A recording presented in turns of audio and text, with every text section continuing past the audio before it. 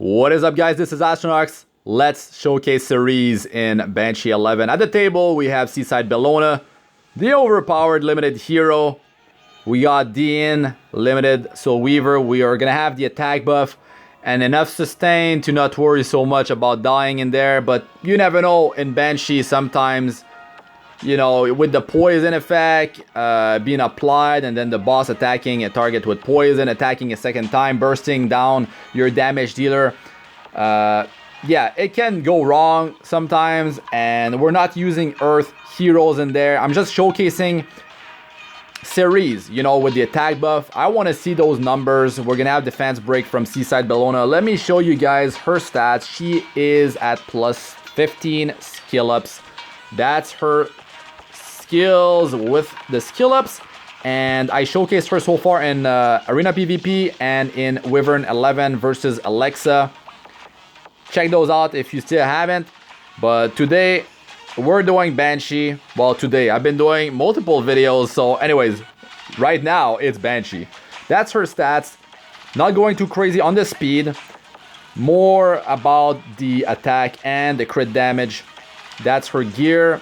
Unfortunately, since the boss doesn't have that much health, Daydream Joker, yeah, I mean, it kind of lacks in there. Unfortunately, I don't have some of the other artifacts that she would shine with. So yeah, I'm stuck with that one. Now, let's move on to Seaside Bellona. That's her stats real quick. That's her gear. She is at plus 15 skill ups.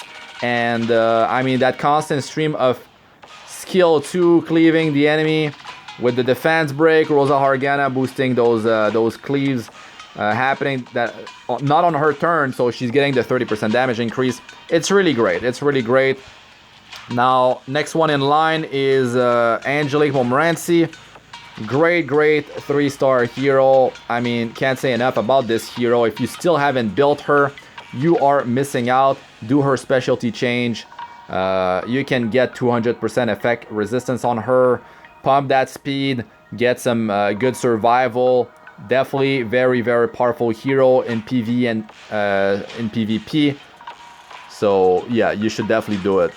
Diene, we're gonna have that attack buff for 3 turns, barriers, cleansing, debuff 1 per target, combat units boosting to cycle through her skill sets faster, and yeah, you get some high speed, you get some survival, of course, and well, for PvE you don't have to worry about effect resistance anyways. But let's go in there and see what actually happens. Like I said, I'm gonna be using double ice damage dealers, so no one's getting the 30% damage increase for being Earth, and that's a pretty big damage increase right there. Like in Wyvern, right? When I was showcasing her, she was getting 30% damage increase for being ice in there versus fire. Now I do have her with a 100% crit chance. I had to swap a piece of gear. I didn't have her at 100%. You can do just fine as ice with 85% crit chance only. You're getting 15% crit chance bonus when you are at elemental advantage. I do really like that she is invulnerable when she uses skill 3. That's great for a lot of situations, not only for PvP but also in PvE. So I'm gonna be showcasing her in Asmanic Hunt. I want to do Asmacaldus raid, Hall of Trials, more PvP, Guild Wars. So yeah, stay tuned for that, guys. If you still haven't pulled for her, well, you should hold on, because we got Karkanis. Karkanis is coming, right? And there's a new hero, probably a Moonlight hero. We don't know exactly who it is. I did a video covering that stuff. If you still haven't seen it, go check it out. Anyways, let's check those numbers here. Now the split, it's great that of course she has an AoE attack. The speed down is helpful. The restrict debuff though, it's a lot of boss are immune to it, so keep that in mind. If you apply restrict, that's a lot of like health that she lost there. She doesn't have that much survival though. Doesn't have much survival. Increase damage suffered by all allies from Earth Elemental Heroes by 30%, while increasing damage dealt to non-Earth Elemental Heroes by 30%. So, if you're trying to kill the Banshee, you should work with as many Earth Heroes as possible. It will definitely lower the amount of stats that you do need yeah, to face against this boss. Oh, I didn't see the number there, but that was quite a bit of damage. The Banshee got chunked. Defense break with target debuff plus the attack buff was on Cerise.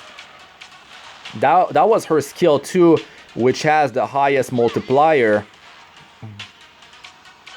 So those numbers are not bad. I want to see the battle result at the end of the video.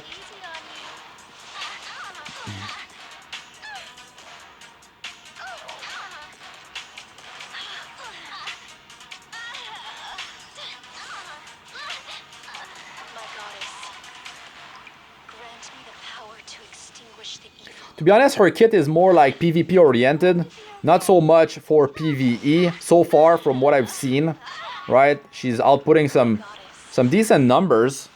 Keep in mind, I do have some pretty solid gear on her as well. That's not, it's definitely not your entry type gear for hunts. Took a while to farm this gear. So if you're not too worried about PvP, then she might not be the hero for you right now. I mean, maybe you're gonna be pulling her. She's gonna be you're gonna bench her until you're gonna be more serious about PvP. She's limited, not gonna be you're not gonna be able to pull for her for a year after this. To be honest, I could have used like Rosa Hargana, Infinity Basket as well, like, but like Sword of Judgment, Dux Noctis, Iron Fan, especially Iron Fan, that definitely increase your damage output in Banshee. It increases your damage versus ice targets. That's definitely a very powerful artifact to use, but it's a 5-star artifact though. Okay, the runs are actually quite slow. Item level 85. Let's see this thing. Will it be good? It is, well, if we can stack all those rolls into effect resistance and speed, but that's definitely not going to be the case. Okay, she's MVP because she took a ton of damage, but she didn't beat Seaside Bellona in terms of damage dealt. It's hard to beat Seaside Bellona. I mean, the constant streams of skill 2s happening. We got an ad phase. If the skill 3 of Cerise is being used against the boss and not against the ads, she's losing damage there. If defense break is applied on the targets and Seaside Bellona is the one attacking those targets, and let's say Cerise was about to go, but Banshee goes in this split phase, I mean the ad phase, then like of course she's missing out on a lot of damage.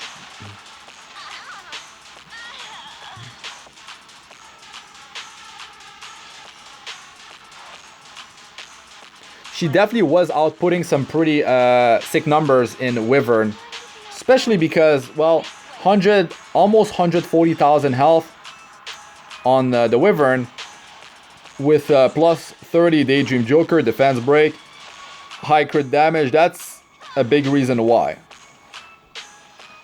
You see here, defense break was there. She was about to go, but the split happened. And that's a single target attack right there. These were ready, man. Those ads were ready for that skill 3 of hers. Oh my god.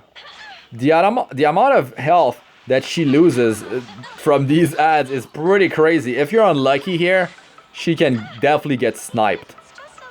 But thankfully, the AI, the artificial intelligence, the way they attack is 40% of the time they're attacking the frontliner.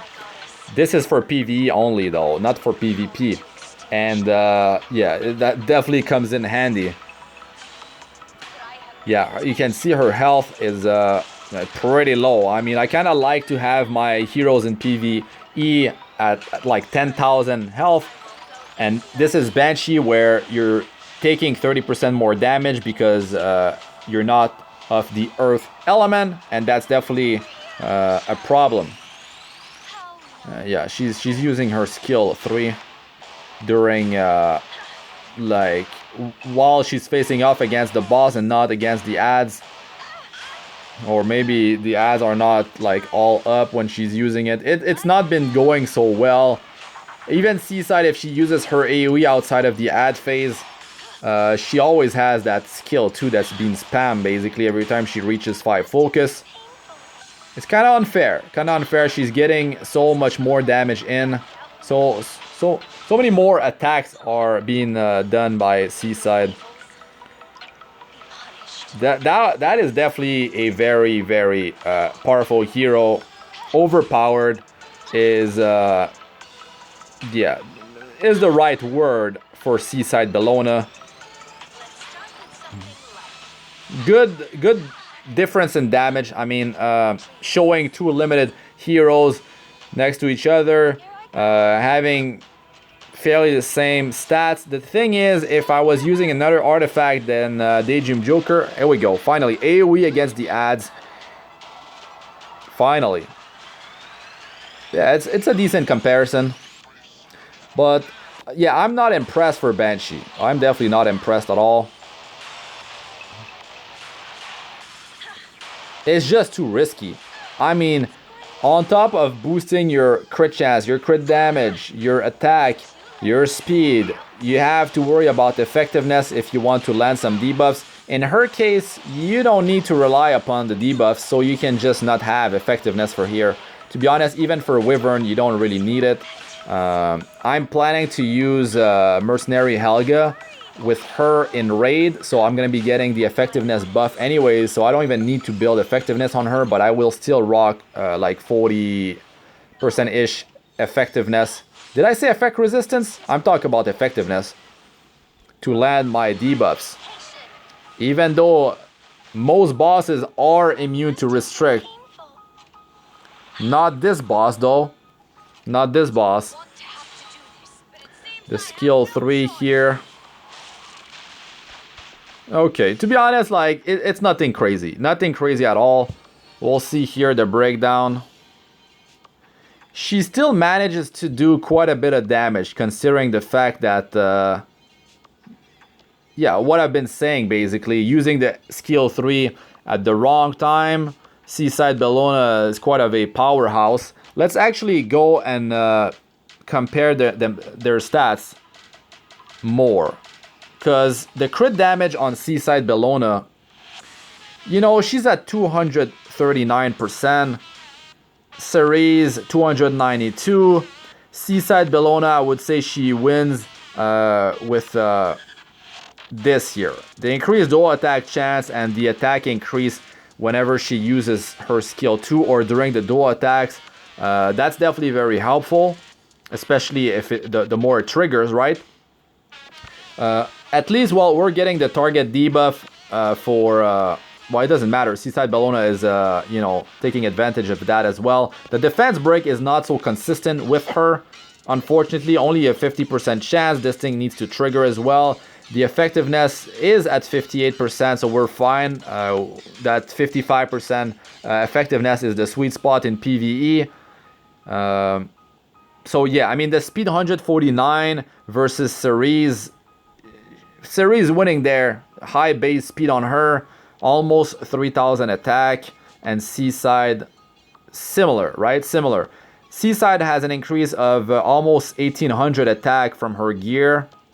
And over 2000 attack increase from the gear on Cerise. So she actually has better gear. You see her CP is higher as well. That's for a reason. It's because, well, her stats are higher. She's been boosted more than Seaside Bellona. Seaside Bellona, she's got that 30% damage redirect, so she's got that safety. But, I mean, Cerise, she doesn't have that. She does have this shield, this invincibility, right? That, yes, I mean, it's helpful, but we're talking about a 4-turn cooldown. I feel like, it's like I said in Wyvern 11, she deals her burst damage, she uses her skills, and then there's that downtime, right?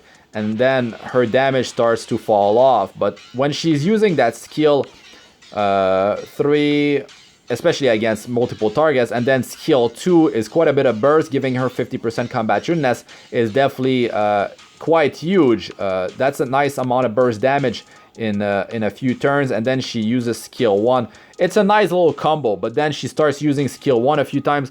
Her damage definitely does fall off, and then there have been those defense breaks, and she didn't have a chance to actually attack the boss. The boss went in ad phase. There's all that. But to be honest, like damage-wise, I am not impressed.